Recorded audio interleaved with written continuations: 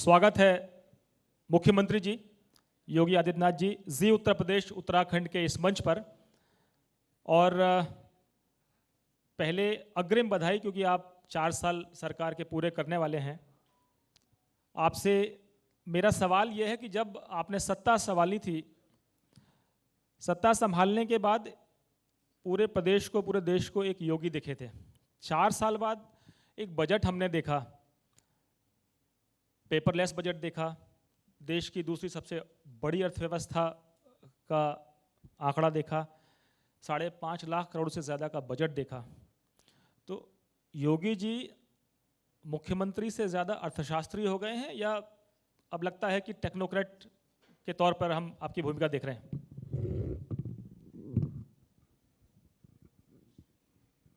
दिलीप जी, मैं जी उत्तर प्रदेश उत्तराखंड को इस आयोजन के लिए हृदय से धन्यवाद देता हूं।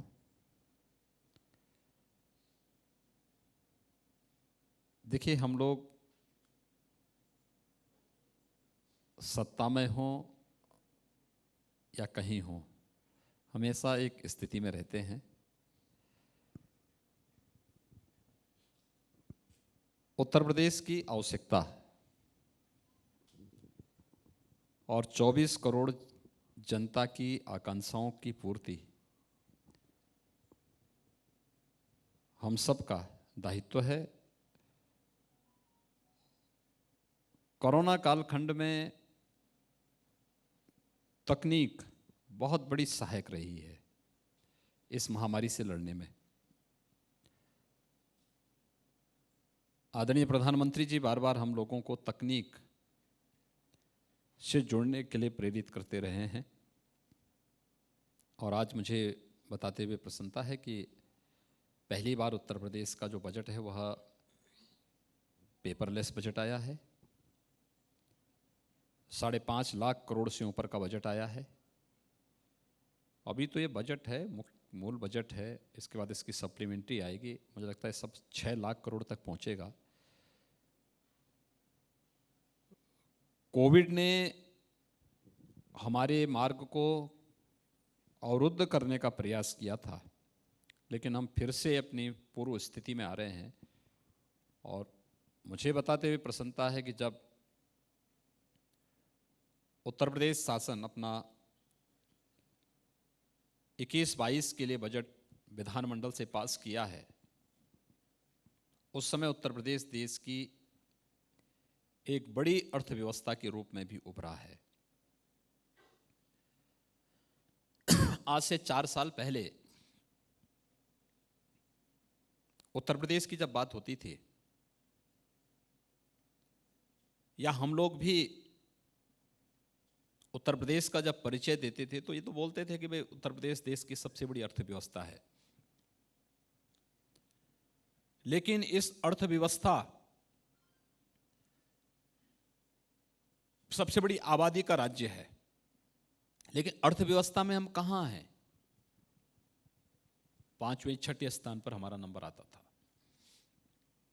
आज मुझे प्रसन्नता है इस बात की, उत्तर प्रदेश को पिछले 4 वर्षों के दौरान हम लोगों ने देश की सबसे बड़ी अर्थव्यवस्था में से एक बनाया है। आज हम नंबर 2 पर हैं।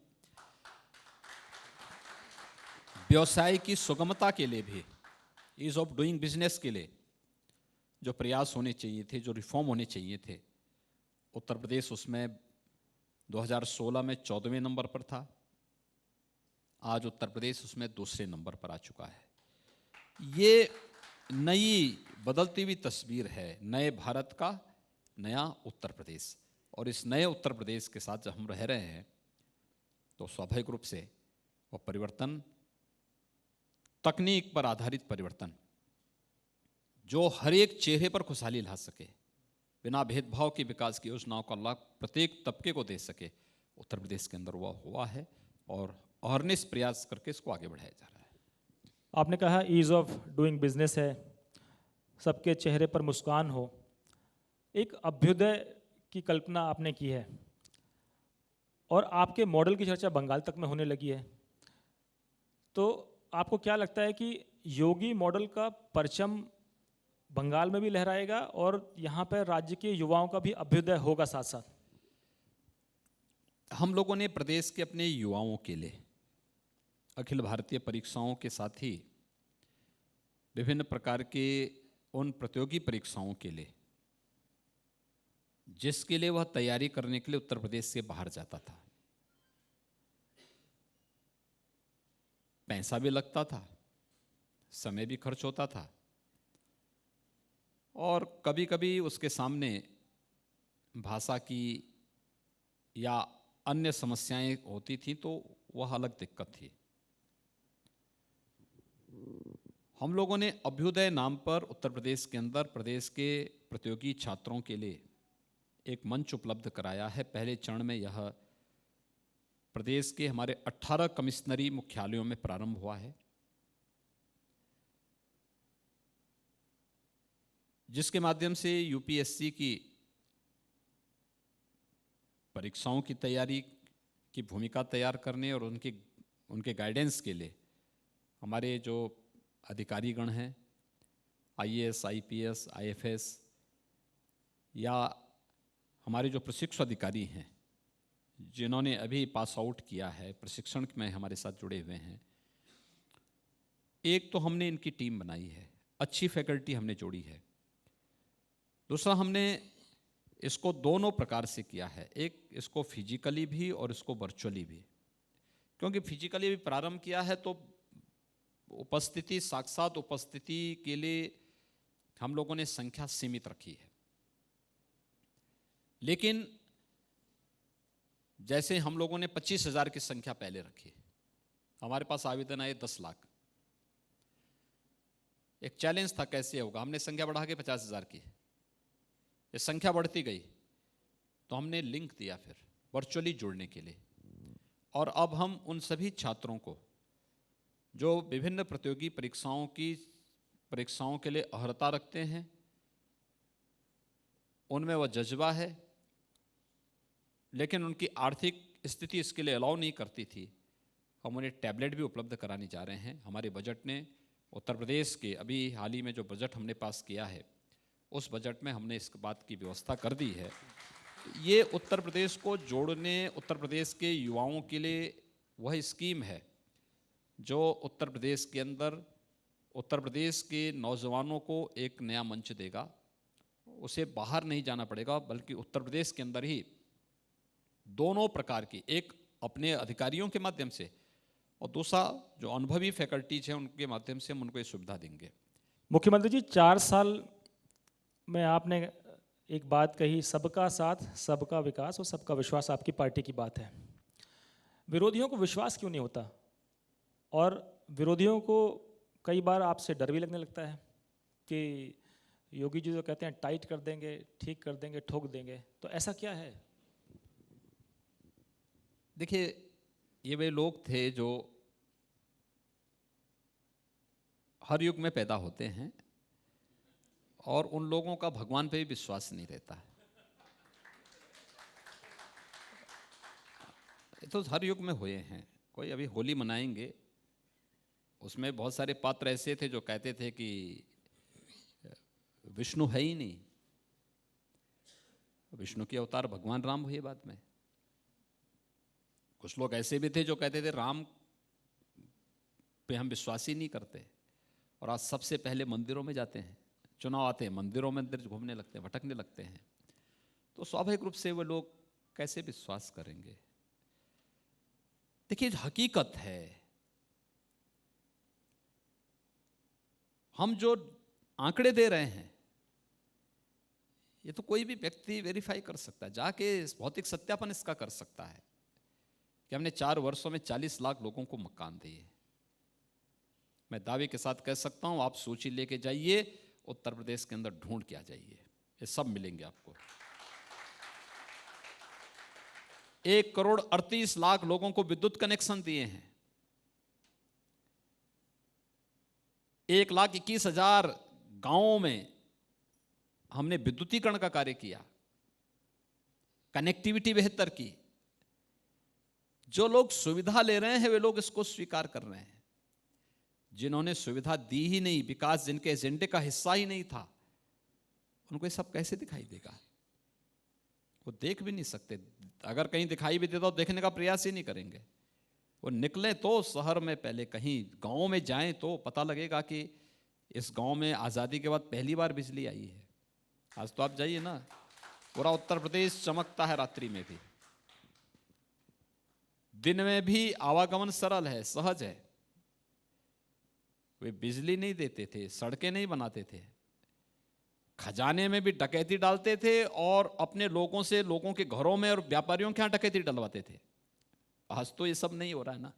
आज तो विकास का पैसा विकास में खर्च हो रहा है, और विकास का वो पैसा ईमानदारी के साथ जनता के लिए खर्च हो रहा है। और हम लोगों ने प्रदेश के अंदर यही सब किया। योजनाओं का पैसा योजना पे ईमानदारी से लगे, फिजूल खर्ची बंद हो, जितने भी बेईमानी और भ्रष्टाचार के रास्ते थे सबको पूरी तरह बंद किया गया। लेकिन साथ साथ प्रदेश की इनकम को भी बढ़ाया, और प्रदेश की इनकम को बढ़ाने का परिणाम है कि आज प्रदेश विकास की नई ऊंचाइयों को छूता हुआ दिखाई दे रहा है। योगी जी, आप गुंडों के खिलाफ अभियान चलाते हैं, माफिया के खिलाफ अभियान चलाते हैं, जनता इसको स्वीकार करती है, खुश होती है। विरोधियों को लगता है कि चुन चुन कर उनसे जुड़े हुए लोगों पर कार्रवाई होती है। मुख्तार अंसारी के लिए पूरी पंजाब सरकार लगी हुई है कि यूपी ना आने पाए, आपकी टीम लगी हुई है कि किसी भी तरीके से यूपी लाना है। और अब तो उनको डर हो गया कि उनकी टोपी भी उछलने लगी है, टोपी भी उसकी तुलना आपने कर दी है, तो वो बड़े परेशान हो गए हैं कि योगी जी कर क्या रहे हैं।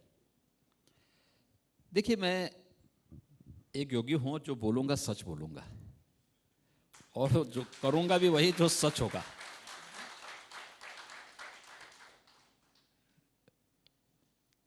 देखिए, सच था ना कि ये सब जितने गुंडे और माफिया थे, सत्ता के केंद्र बिंदु थे पिछली सरकारों में, और जहां से शुरुआत हुई थी। देखिए, राजनीति का प्राधिकरण कांग्रेस ने किया, कांग्रेस से वो संस्कार समाजवादी पार्टी और अन्य दलों में गए, उन्होंने अपने जीवन का हिस्सा उसको बना लिया। परेशानी तो उनको होनी ही है, लेकिन कांग्रेस अभी भी अपने इन संस्कारों से मुक्त नहीं हो पा रही है। कितना बेशरम नेतृत्व है कांग्रेस का। एक दुर्दांत माफिया और अपराधी को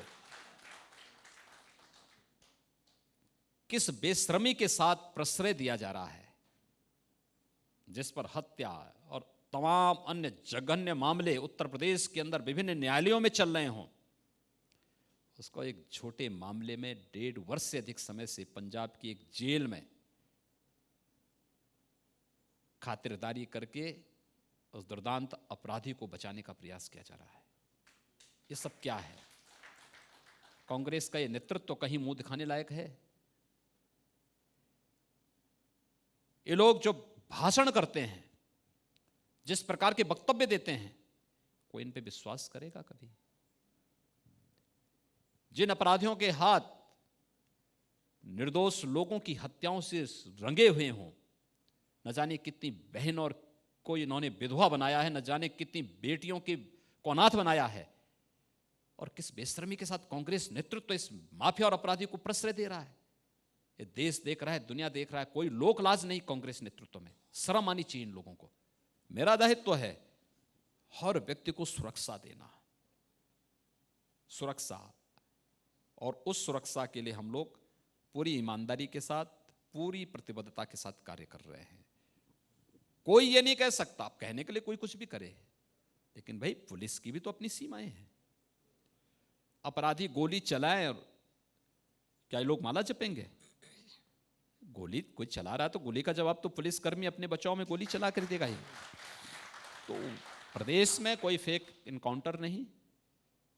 प्रदेश की जनता की सुरक्षा के लिए उठाए जाने वाले जो कदम हैं, वह प्रदेश की जनता की सुरक्षा के साथ साथ व्यापक निवेश की संभावनाओं को आगे बढ़ाने के लिए है, जिससे प्रदेश के युवाओं के भविष्य को उज्जवल बनाया जा सके और उन्हें स्वावलंबन की ओर अग्रसर किया जा सके। मुख्यमंत्री जी, आप कह रहे हैं कि पुलिस पर कोई गोली चलाएगा तो पुलिस इंतजार नहीं करेगी और सुरक्षा का वातावरण देना जरूरी है, लेकिन विपक्ष कहता है कि कुछ ऐसी घटनाएं हुई हैं जो सरकार की नाकामी है, चाहे वो महिलाओं के खिलाफ अत्याचार का मसला हो, और आपने हाल के दिनों में विधानसभा के अंदर भी कहा था कि कुछ लोग ऐसे हैं जो पार्टियों से संपर्क रखते हैं और जो अपराध में लिप्त हैं, तो जवाब तो उनको देना होगा। लेकिन सवाल ये है कि महिलाओं के खिलाफ अपराध का मसला हो या और भी कोई मसला है, पुलिस की अपनी एक सीमा है, आखिर जो आप कोशिश कर रहे हैं, आपको क्या लगता है कि उसमें आप अभी भी उतना कामयाब नहीं हो पाए जो आप सोचते हैं? क्योंकि उत्तर प्रदेश बहुत लंबे समय से आपने कहा कि अपराधियों को, माफियाओं को सरकार का संरक्षण मिलता रहा है। देखिए, उत्तर प्रदेश में ऑर्गेनाइज क्राइम न्यूनतम स्तर पर पहुंचा है। इसमें पिछले 20-22 वर्षों के डाटा को अगर आप उठाकर देखेंगे तो उत्तर प्रदेश में यह न्यूनतम स्तर पर आज है। हां, अगर कोई कहीं पे एक आपसी रंजिश का मामला है,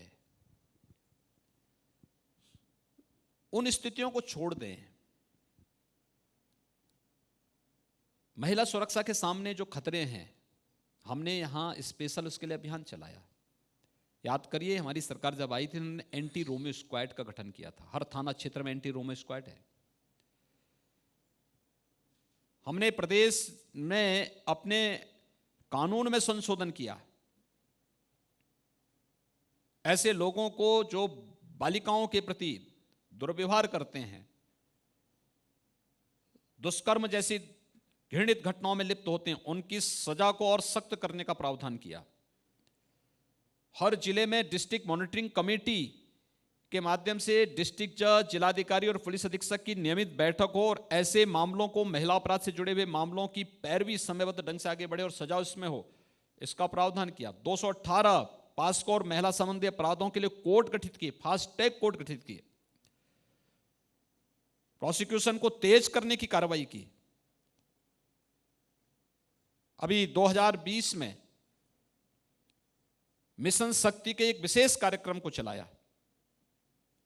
कार्यक्रम हमारे चल रहे हैं और उसी कार्यक्रम से छन करके जो बातें सामने आई, महिला संबंधी अपराध, समाज की सोच को बदलना पड़ेगा और परिवारों के संस्कार को भी हमें कहीं ना कहीं उसके दायरे में लाना पड़ेगा। जब ये सब मिलकर के चलेंगे, सरकार, समाज और परिवार, ये सब मिलकर के इस अभियान का हिस्सा बनेंगे, तो इसके बहुत बेहतर रिजल्ट आएंगे। मुख्यमंत्री जी, एक सवाल विपक्ष ने और उठाया कि राजनेताओं से जुड़े हुए केस हों, सरकार से जुड़े हुए मंत्रियों के केस हों, वो वापस लेकर आप संदेश ये दे रहे हैं कि अपने लोगों को तो आप बचाना चाहते हैं और विपक्ष के लोगों को ठोकना चाहते हैं। ये उनका आरोप है। देखिए, हम लोग किसी के केस को वापस नहीं लिए हैं और न सरकार की कोई ऐसी मंशा है। हमने पॉलिसी के तहत 2 प्रकार के केस वापस लेने की कार्रवाई की। एक, 2016 तक जितने भी राजनीतिक मुकदमे थे, राजनीतिक मुकदमे ज्यादातर क्या हैं, धारा 144 के उल्लंघन का 188 के तहत ये मुकदमे दर्ज होते हैं। जैसे कोई कहे कि साहब मैं धरना प्रदर्शन करना चाहता हूं, प्रशासन ने अनुमति नहीं दी, वो जबरदस्ती गए, धारा वहां पे उसने धरना प्रदर्शन कर दिया, 188 के तहत मुकदमा दर्ज हो जाता है। ऐसे मामले या 107-16 से जुड़े हुए मामले या छोटे छोटे मामले ऐसे होते हैं जिन मामलों में कोर्ट में एक लंबी फेरस्त हुई। 2.5 लाख से अधिक ऐसे मामले थे। हमने एक साथ उसकी सूची तैयार की, विधानसभा में लेके गए, विधानसभा से उसको पारित करा करके उन सभी मामलों को समाप्त करवाया। ये हर दल के थे, इसमें केवल बीजेपी के लोग नहीं थे, इसमें तो सभी लोग थे, हर दल से जुड़े हुए लोग थे। धरना प्रदर्शन हर पार्टी अपने समय में करती है। अगर उसने हिंसा नहीं की है, अगर उसने सरकारी संपत्ति को नुकसान नहीं पहुंचाया है, केवल वह धारा 188 के तहत ही सारी वही मामले हैं, तो हमने उन मुकदमों को समाप्त करवाया है। दूसरा, कोविड-19 के दौरान लॉकडाउन का उल्लंघन करने वाले लोगों पे मुकदमे थे, लगभग 2.5 लाख के आसपास इस प्रकार के मामले थे। उनको वापस लेने की घोषणा सरकार ने की है और सामूहिक रूप से लेंगे। उसमें कोई दल के व्यक्ति तो नहीं, कॉमन मैन है उसमें। तो किसी को अपने जरूरत के लिए घर में किसी कोई सामान की कमी पड़ गई, मार्केट गया, किसी को दवा के लिए जाना पड़ा और उसके तहत चालान कटे हैं, तो उन मुकदमों को कि लॉकडाउन के दौरान, अब लॉकडाउन नहीं है, भगवान करे इस प्रकार की महामारी फिर से ना आए, लेकिन फिर भी उस समय की आवश्यकता थी मुकदमा दर्ज करना, लेकिन आज उसकी प्रासंगिकता नहीं, इसलिए वो 2.5 लाख से अधिक मामलों को हमने समाप्त करने का निर्णय लिया है। ये 2 प्रकार के मामलों को छोड़ेंगे, बाकी किसी प्रकार की कोई कार्रवाई सरकार के स्तर पर नहीं हुई। योगी जी, लव जिहाद के लिए जो कानून बना है उसको लेकर कई और राज्यों ने भी कहा कि भाई हम इसको लागू करेंगे। लोग कहते हैं कि योगी जी का जो हिंदुत्व है, योगी जी की जो लाइन है, वो सारे बीजेपी के राज्य जो है वो शुरू हो जाते हैं और एक समुदाय विशेष के खिलाफ कहीं ऐसा लगता है कि कानून बन रहा है। देखिए, कानून किसी व्यक्ति, किसी जाति या किसी मत और मजहब के खिलाफ नहीं होता है। कानून कानून होता है। भारत का संविधान भारत के प्रत्येक नागरिक को एक समान संवैधानिक अधिकार देता है, और हम लोग कोई भी अधिनियम बनाते हैं तो भारत के संविधान के दायरे में रह करके ही बनाते हैं। हमने प्रदेश के अंदर इससे पहले भी कुछ और कदम उठाए थे, जैसे सार्वजनिक संपत्ति को कोई नुकसान पहुंचाएगा तो उसकी भरपाई हम उसी दंगाई से करेंगे जिसके द्वारा ये कृत्य किया गया है, तो विपक्ष को ये भी बुरा लगा। लव जिहाद का भी जो हमने कानून बनाया है, अभी विधानसभा ने इसको पास किया है। ऑर्डिनेंस हम पहले लेके आ गए थे। छल से, छद्म से, धोखे से, आपका जो नाम है आप वही नाम रखिए ना, क्यों अपना नाम बदल दिए? आप छल करके किसी बालिका को धोखे में रख करके पहले उससे शादी करते हैं, बाद में उस पर दबाव बनाते हैं कि नहीं मेरा नाम अनिल नहीं, मेरा नाम तो असलम है, और इसलिए अब तुम भी जो है अपना नाम इससे ये रखो, तो जबरदस्ती आप उसके बाद मतांतरण करवाते हैं और न करने पर हत्या कर देते हैं, ये स्वीकार नहीं हो सकता। सभ्य समाज इसको स्वीकार नहीं कर सकता। दूसरा, 2009 में केरल हाई कोर्ट केरल की सरकार को इस बारे में कह चुका है कि लव जिहाद केरल जैसे स्टेट को इस्लामिक स्टेट बनाने की साजिश का हिस्सा है। कर्नाटक हाईकोर्ट इस पे चिंता व्यक्त कर चुका है। अगर कहीं आग लग रही है, क्या हमें सावधान नहीं होना चाहिए? कोई व्यक्ति सामने से चल रहा है, ठोकर खा रहा है, और हमें मालूम है कि यहां पे जो भी व्यक्ति यहां से असावधानी पूर्वक जाएगा और ठोकर खाएगा, तो क्या हमें सचेत नहीं होना चाहिए? होशियारी इसी में है, स्वयं ठोकर खाने की बजाय कहीं अगर कोई राह चलता हुआ नागरिक ठोकर खा रहा है तो उससे संभलने की आदत हम भी डालें, और ये संभलने की एक प्रक्रिया का हिस्सा है लव जिहाद कानून उत्तर प्रदेश के अंदर, कि कोई भी व्यक्ति, क्योंकि ये दंगे की पृष्ठभूमि तैयार करता है, लव जिहाद भविष्य की आगजनी की बुनियाद खड़ा करता है, लव जिहाद भोली भाली बालिकाओं के साथ धोखा है, लव जिहाद, और इस प्रकार के कृत्यों को कोई सभ्य समाज स्वीकार नहीं कर सकता है। उत्तर प्रदेश में हम कतई इसको नहीं लागू, कतई भी इस प्रकार की कृत्यों को बर्दाश्त नहीं करेंगे। मुख्यमंत्री जी, एक और जो सवाल राहुल गांधी ने उठाया है, हालांकि आप कहते हैं कि वो ऐसी पार्टी है जो बेशर्मी से एक अपराधी को बचाती है। राहुल गांधी कहते हैं कि शिशु मंदिर हों, जो उनकी काम करने की जो पद्धति है, तरीका है, और पाकिस्तान के मदरसों की जो स्थिति है वो वैसे ही है, उससे तुलना करते हैं। इससे पहले वो अमेठी और वायनाड की तुलना करते हैं।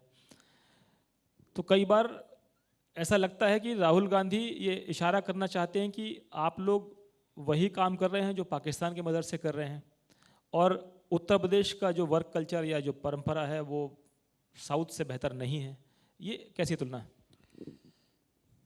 देखिए, राहुल जी तो कांग्रेस पार्टी का सौभाग्य है कि राहुल जी जैसा उनको नेता मिला है, और भाई होता है कभी कभी किसी पार्टी का सौभाग्य उभर पड़ता है कि हमें डूबना ही है, उस प्रकार का नेतृत्व भी मिल जाता है। ये तो कांग्रेस का सौभाग्य है कि राहुल जी जैसा नेतृत्व मिला और कांग्रेस डूबने की कगार पर खड़ी हो गई। तो ये तो है भाई, जैसा नेतृत्व होगा वैसे पार्टी होगी। एक दूसरा, राहुल जी से पूछना चाहिए, राहुल जी पहली बार ये काम नहीं कर रहे हैं।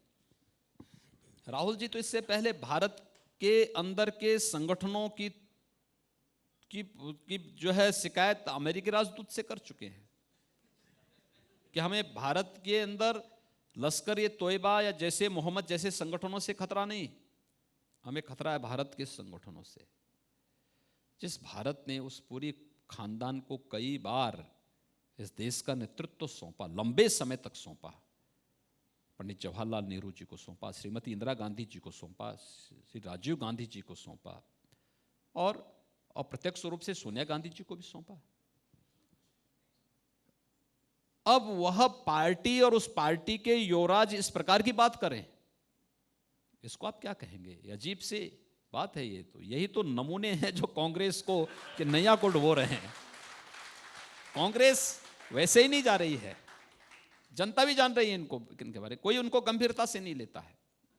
इसलिए जब सरस्वती शिशु मंदिर के बारे में राहुल जी ने ये बात कही तो राहुल जी की इस बात को भी किसी ने गंभीरता से भी नहीं लिया। जो व्यक्ति स्वयं गंभीर नहीं, उससे क्या गंभीरता से कोई लेगा? उसकी बातों को क्या कोई गंभीरता से लेगा? और ये स्थिति इसलिए मैं कह रहा हूं, देखिए एक बात हमें देखना चाहिए, राष्ट्रीय स्वयंसेवक संघ 1925 से भारत के अंदर एक ऐसा स्वयंसेवी संगठन है जो बिना किसी सरकारी सहयोग के, जिसका एक ही धर्म है, वह है राष्ट्र धर्म, जिसने कभी भी बिना किसी सम और विषम परिस्थितियों में अपने इस धर्म से डिगे बगैर भारत की सनातन परंपरा, भारत की संस्कृति, भारत की संप्रभुता, भारत की अखंडता के लिए प्राण प्रण से काम किया। सैकड़ों प्रचारक राष्ट्रीय स्वयंसेवक संघ के बलिदान हुए हैं, चाहे वह कश्मीर में आज धारा 370 को समाप्त करने का श्रेय प्रधानमंत्री मोदी जी और गृह मंत्री अमित शाह जी को मिलता है, लेकिन आतंकवाद की इस कड़ी को जोड़ने का काम कांग्रेस ने 1952 में किया था। उस कश्मीर में 2 विधान, 2 प्रधान और 2 निशान को समाप्त करने के लिए राष्ट्रीय स्वयंसेवक संघ ने, भारतीय जनसंघ ने लंबे समय तक संघर्ष किया। नॉर्थ ईस्ट में आप जाइए ना, बहुत सारे राज्य ऐसे थे जहां पर आप जा नहीं सकते थे। राष्ट्रीय स्वयंसेवक संघ के प्रचारकों ने वहां जाकर के एक वातावरण बनाया, राष्ट्र की मुख्य धारा से जोड़ने का काम किया उस पूरे क्षेत्र को। और आज प्रधानमंत्री मोदी जी के नेतृत्व में नॉर्थ ईस्ट विकास की नई बुलंदियों को छू रहा है, एक नई ऊंचाइयों को छू रहा है। आज वहां का हर व्यक्ति, हम लोग जब सीएम समिट में बैठते हैं और नॉर्थ ईस्ट के मुख्यमंत्रियों की बातचीत को सुनते हैं, अरुणाचल से, असम से, मणिपुर से, मेघालय से, नागालैंड से, दिल खुश हो जाता है। ये क्षेत्र थे जो कांग्रेस के समय में उग्रवाद और अलगाववाद की चपेट में थे, लेकिन आज वहां का सीएम कहता है साहब हमें भारत की परंपरा पर गौरव की अनुभूति होती है, और प्रधानमंत्री मोदी जी पे इसलिए गौरव की अनुभूति होती है, पहली बार लुक ईस्ट की अपनी पॉलिसी के माध्यम से लुक एक्ट में उन्हें बदल करके विकास की योजनाओं का लाभ वहां के लोगों को ईमानदारी से पहुंचाने का काम किया। हर 15 दिन में एक न एक मंत्री नॉर्थ ईस्ट में रहता है जो वहां की विकास के कार्यों की समीक्षा करता है और जमीन पे क्या हुआ इसको देखता है। ये काम पहले भी हो सकता था। तो राहुल जी अगर राष्ट्रीय स्वयंसेवक संघ के बारे में कोई वक्तव्य दे रहे हैं तो मुझे लगता है कि जब वो स्वयं गंभीर नहीं है तो उनको गंभीरता से भी पूरा देश नहीं लेता है और लेना भी नहीं चाहिए। चलिए मैं एक दूसरे नेता की बात करता हूं जो कहते हैं कि यूपी में हमारे कामों का फीता योगी जी और योगी जी की सरकार काट रही है, और 2022 में बाइसिकल यानी साइकिल फिर सत्ता में आएगी। योगी जी क्या कहेंगे? देखिए, अब तो तकनीक बहुत आगे बढ़ चुकी है। जब हम लोग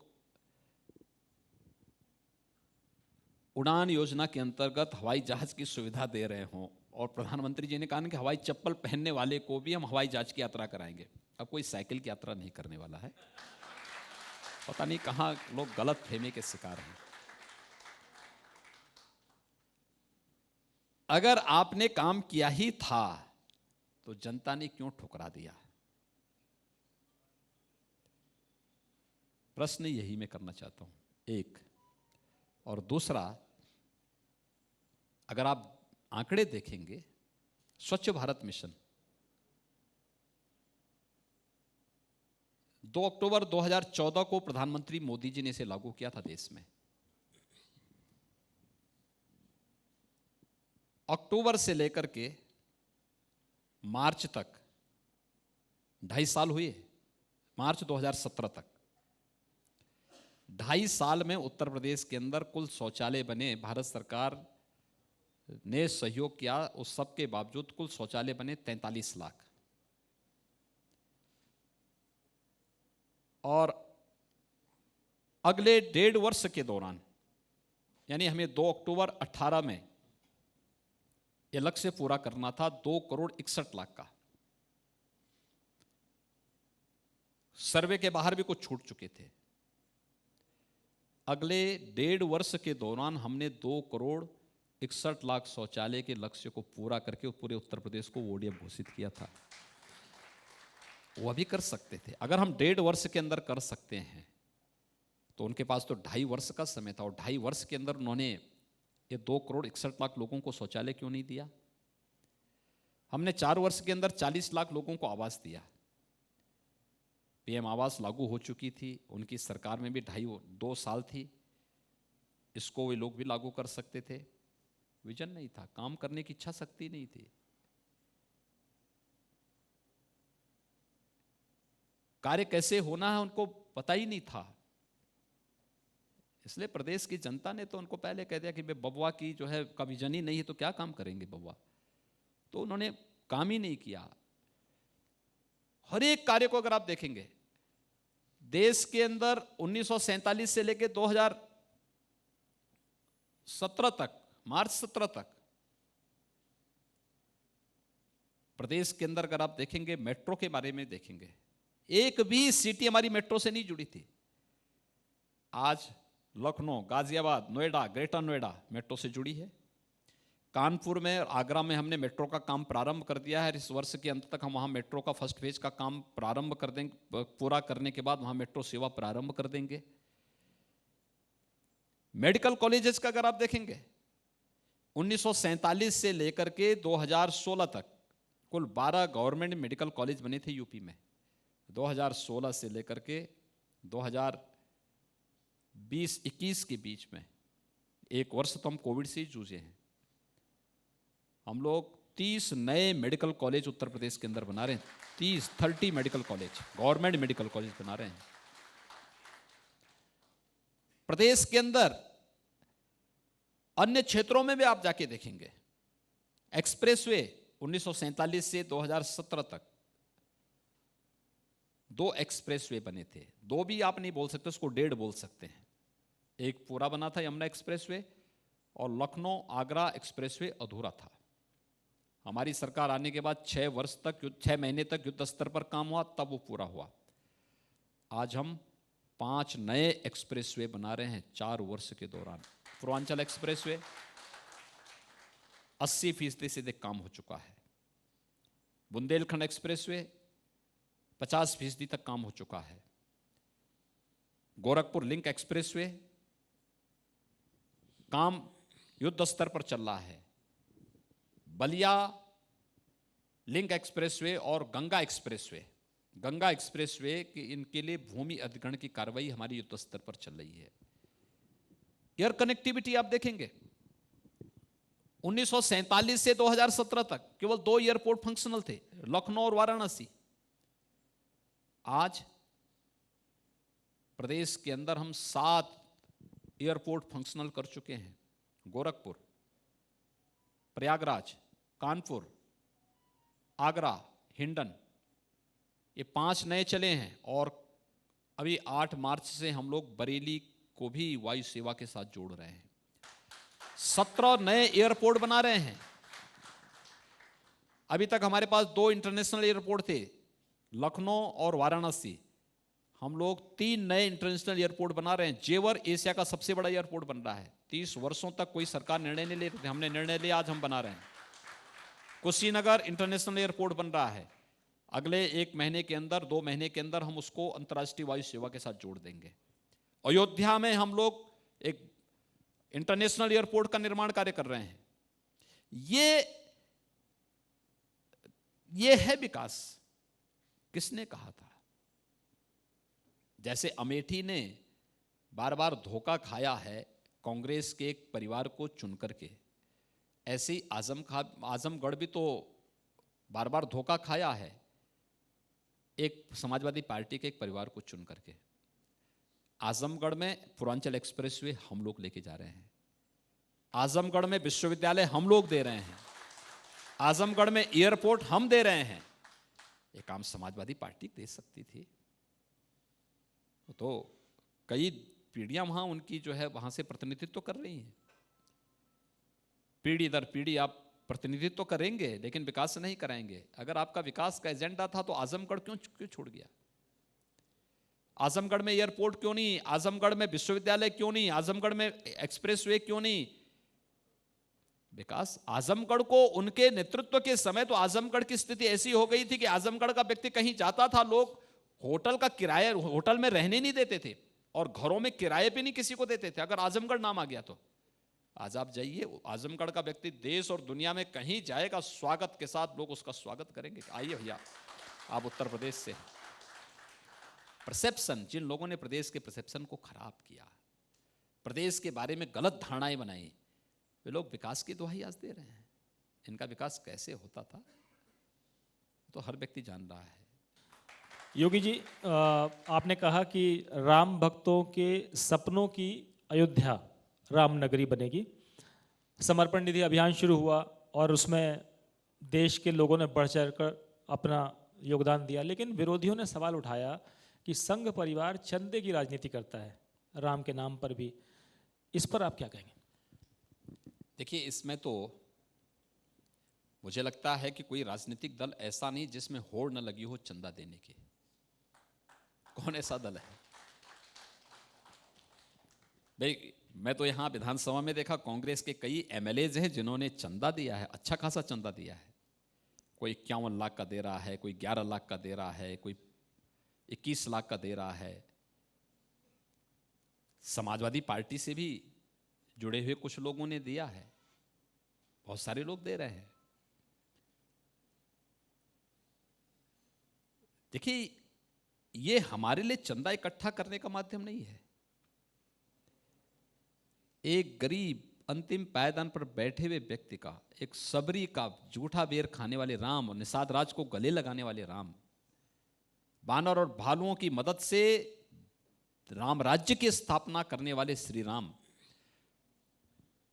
उनके उन भावनाओं को हम आगे बढ़ा सकें, इसके लिए कॉमन मैन के साथ जोड़ करके एक एक व्यक्ति का कंट्रीब्यूशन आएगा। उस कंट्रीब्यूशन के माध्यम से हम कार्य करेंगे और उस कंट्रीब्यूशन के माध्यम से हम भगवान राम के भव्य मंदिर निर्माण की परिकल्पना को साकार करेंगे। और वह कार्य किया गया है, निधि समर्पण योजना है। और इसमें कोई वो नहीं कौन कितना सहयोग कर रहा है। हर व्यक्ति अपनी मर्जी से, अपनी स्वेच्छा से, अपने अंतःकरण से जो भी निर्णय लेता है उसके अनुसार वो अपना सहयोग कर सकता है। उसमें कोई उसके लिए रोक टोक नहीं, कोई उसके लिए बाध्यकारी नहीं, कोई उसके लिए दबाव नहीं। लेकिन ये पीड़ा विपक्ष को क्यों हो रही है? जनता को तो नहीं, जनता में तो होड़ मची है कि मैं भी। इसमें विपक्ष को इसमें परेशानी क्या है? योगी जी, आपकी एक योजना की बहुत चर्चा है, फिल्म सिटी आप बनाना चाहते हैं उत्तर प्रदेश में, और आप महाराष्ट्र भी गए थे, लेकिन महाराष्ट्र के मुख्यमंत्री को लगता है कि कुछ उनका हिस्सा न छिन जाए, बड़े परेशान हैं आपसे वो। देखिए, बहुत सारे लोगों को परेशानी हो जाती है और उत्तर प्रदेश के कारण परेशान होने की आवश्यकता नहीं किसी को। हमने जो भी निवेश हम लेकर के आएंगे और जो भी हम लोग यहाँ पर लेके आएंगे वो पॉलिसी के दायरे में लेकर के आएंगे। लेकिन उत्तर प्रदेश की फिल्म सिटी बहुत बेहतरीन फिल्म सिटी होगी, बेहतरीन होगी। जो अब तक नहीं हुआ है वह हम प्रदेश के अंदर करके दिखाएंगे और उस दिशा में हमने प्रयास किया है। ये यहाँ के युवाओं के लिए एक मंच भी होगा, यहाँ के कलाकारों के लिए, संस्कृति कर्मियों के लिए एक मंच भी होगा, लेकिन साथ साथ लाखों लोगों के लिए रोजगार सृजन का भी एक माध्यम बनेगा। लाखों लोगों को रोजगार का सृजन इससे होगा और हम उसको इसी के साथ जोड़ के कार्यक्रम बना रहे हैं। हमारी प्रक्रिया तेजी के साथ आगे बढ़ चुकी है और मेरा विश्वास है कि 2022 तक हम लोग उस स्थिति में पहुंच चुके होंगे कि यूपी फिल्म सिटी में हम लोग फिल्मों के निर्माण की प्रक्रिया को आगे बढ़ा सकेंगे। मुख्यमंत्री जी, आखिरी छोटे छोटे 1-2 सवाल लूँगा मैं। किसानों का सवाल है, किसानों को सरकार ने समझाने की कोशिश की, लेकिन अभी भी कुछ जो संगठन हैं वो वहाँ पर मौजूद हैं दिल्ली में, वो समझने के लिए सरकार की बात के लिए तैयार नहीं, सिवाय इसके कि बिल को वापस ले जाए। कैसे निकलेगा समाधान? देखिए, अन्नदाता किसान का हम सम्मान करते हैं और अन्नदाता किसानों के प्रति सम्मान का भाव ही हमें बार बार उनसे संवाद बनाने के लिए प्रेरित करता है। अंतिम क्षण तक हम लोग संवाद से समस्या का समाधान का रास्ता निकालेंगे और मैं अपील करूंगा जो वास्तव में किसान हैं और किसान किसी कारण से अगर उस आंदोलन से जुड़े, उन सबसे मैं कहूंगा कि आदरणीय प्रधानमंत्री जी ने बार बार कहा कि जो आशंकाएं किसानों की हैं, उन्होंने 2 बातें बहुत साफ कही। एक, एमएसपी जारी रहेगी,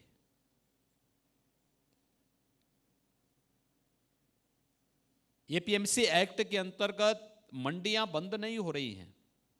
उत्तर प्रदेश में भी हम लागू कर चुके हैं, लेकिन एक भी मंडी बंद नहीं हुई।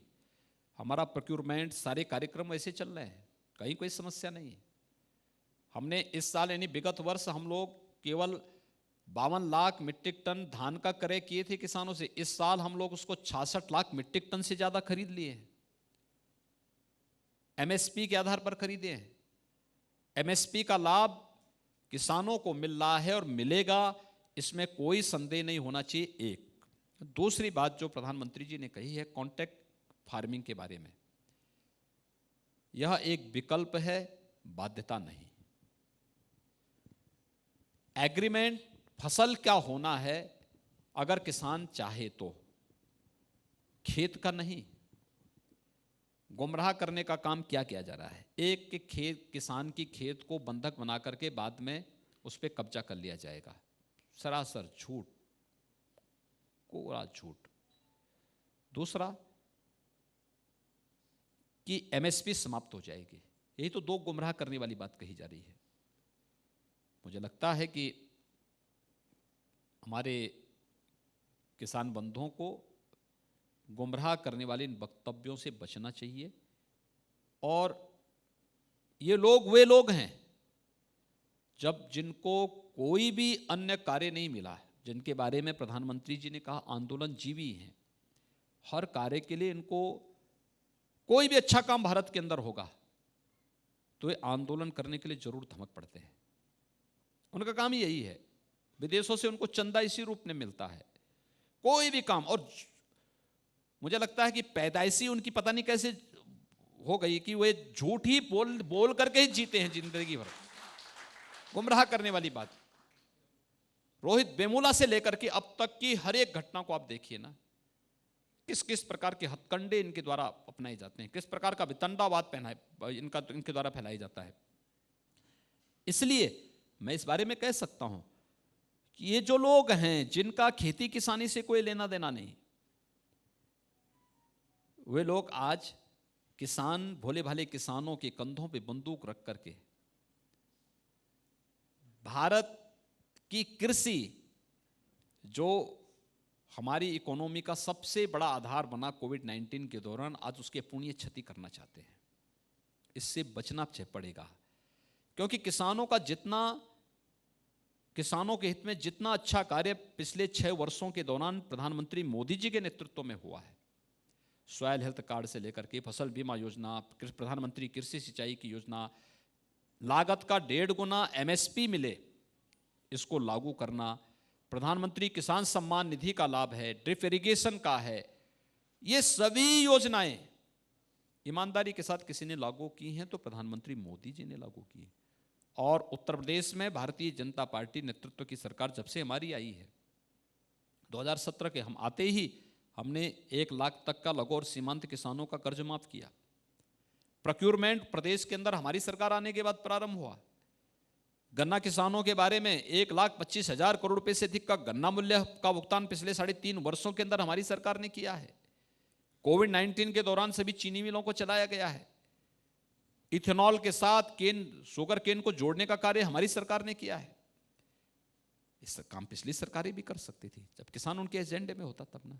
इसलिए किसान के कंधे पर बंदूक रख करके नहीं, और हमारा तो ये मानना है कि अंतिम समय तक हम संवाद बना के समस्या का समाधान करना चाहेंगे।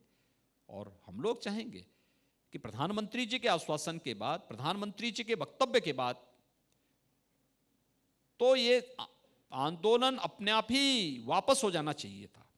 प्रधानमंत्री जी ने कह दिया, मुझे लगता है कि मैं इस बात को कह सकता हूं कि किसानों का या भारत के हित के बारे में किसी को कोई संदेह नहीं होना चाहिए प्रधानमंत्री मोदी जी के यशस्वी नेतृत्व में। और इसलिए हम ये कह सकते हैं कि ये सभी कार्यक्रम अच्छे ढंग से आगे बढ़ चल सके, किसानों की कई गुना आमदनी बढ़ सके, इसके लिए आवश्यक है कि प्रधानमंत्री जी की अपील के बाद इस आंदोलन को विड्रॉ करते हुए बातचीत से, अगर कहीं कोई उनको ये लगता है कि इस चीज में ये बात होनी चाहिए तो उसको बातचीत से उसका समाधान का रास्ता निकालना चाहिए। मुख्यमंत्री जी, आप बंगाल में चुनावी सभाएं कर रहे हैं। बीजेपी ये दावा कर रही है कि इस बार दीदी तो गई, भगवा लहर दिख रही है आपको? देखिए, दावा नहीं, ये तो हकीकत में बदलने जा रहा है। भारतीय जनता पार्टी बंगाल के अंदर पूरी मेजॉरिटी के साथ सरकार बनाएगी और उसमें कोई संदेह होना ही नहीं चाहिए, ये बनेगा, ये अवश्य होगा। आप भी यहाँ पर पंचायत चुनाव में जाएंगे, फिर आगे विधानसभा चुनाव आपको लड़ना है। लोग इंतजार कर रहे हैं आपके सहयोगी की मंत्रिमंडल में कुछ जगहें हैं, उम्मीद कर रहे हैं, और चुनाव की तैयारियां आपके यहाँ भी जारी हैं। देखिए, लोगों को बहुत चिंता करने की आवश्यकता नहीं, उसके लिए मैं पर्याप्त हूँ। और सरकार कैसे काम करनी है, चुनाव कैसे शांतिपूर्ण तरीके से होने हैं, उत्तर प्रदेश में किसी को चिंता करने की आवश्यकता नहीं, बाकी चीज़ें हम आगे बढ़ा लेंगे। तो एक बार फिर यूपी में आपका तो दावा होगा, क्योंकि आप तो टारगेट सेट करते हैं। 2022 में भारतीय जनता पार्टी भारी बहुमत के साथ फिर से सरकार बनाएगी, आप नोट कर लेना। 2022 के पहले भी मिलेंगे और चुनाव के बाद फिर मिलेंगे। बहुत बहुत धन्यवाद मुख्यमंत्री जी इस बेबाक चर्चा के लिए और इस मंच पर अपना मूल्य समय देने के लिए। बहुत बहुत धन्यवाद मुख्यमंत्री जी। धन्यवाद जी, बहुत बहुत धन्यवाद।